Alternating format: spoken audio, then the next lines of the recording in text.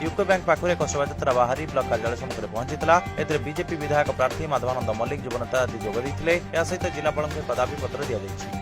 बासुदेवपुर संपूर्ण दुर्नीतिर गंताघर।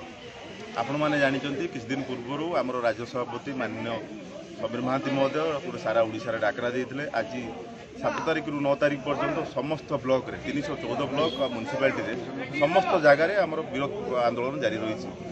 ये जो 26 लाख जो आवास योजना आसीला केंद्र सरकार देते मोदी सरकार प्रथम और मोदी सरकार द्वितीय भितर ये 26 लाख आवास योजना भितर पाखापाखि 1000 कोटी टकर अधिक ऊर्ध्व दुर्नीतिर गंध बारी होची। जो केंद्र टीम आसला जो सर्वे रिपोर्ट कर रिपोर्ट भी राज्य सरकार तलब कर भारतीय जनता पार्टी आज बासुदेवपुर तरफ कोविड गाइडलाइन मानी सरकार नियम मानी आज आम आंदोलन को ओह्लैचु। आज यूको बैंक ठूँ आरंभ करी आम आज ब्लॉक रे धाड़ा देचु। आज आम माननीय गोष्ठी उन्नयन अधिकारी को भेटी दाबीपत्र देवु।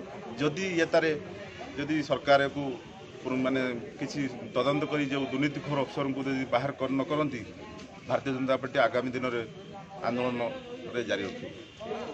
आज जो बीजेपी दलर सारा ओडिशार जो ब्लॉक घेराव डाकरा दि जाइछि राज्य सरकार जो दुर्नीति होउछि प्रधानमंत्री आवास मो गुआल मो पोखरी रेशन कार्ड एवं पाइखाना दुर्नीति विषय रे आमे समस्ते ब्लॉक अधिकारी को राज्यपाल उद्देश्य रे जो वार्ता पठाऊँ ये दुर्नीति किपरि भाव में तदंत हेबो एवं तुरंत भाव में दुर्नीति को हटाई गरीब लोक माने किपरि भाव में आवास पाइबे गरीब लोक हिताधिकारी माने किपरि वंचित होई नहंती सेति प्रति सजाग हेबा पई प्रथम चेतावनी आमे